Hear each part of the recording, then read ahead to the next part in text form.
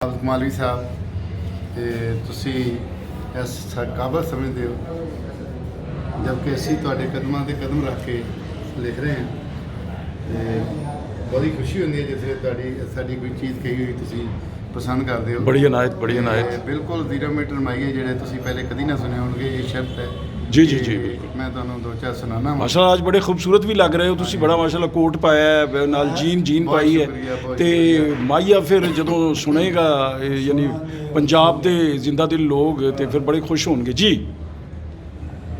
ਕਾਲੇ ਰੰਗ ਦਾ ਪਰਾਂਦਾ ਏ आहा ਕਾਲੇ ਰੰਗ ਦਾ ਪਰਾਂਦਾ ਏ ਸਾਡੀ ਗਲੀਆ ਕੇ ਮਹੀ इतबार साजिद साहब एंजॉय कर रहे हैं। ਖੰਗਦਾ ਏ आहा आहा ਸਾਡੀ ਗਲੀਆ ਕੇ ਮਹੀ ਹੌਲੀ ਹੌਲੀ ਖੰਗਦਾ ਏ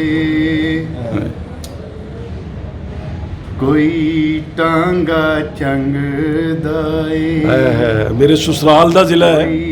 टांगा चंगदा ए अज मैनू पता लगा माही दिल मेरा मंगदा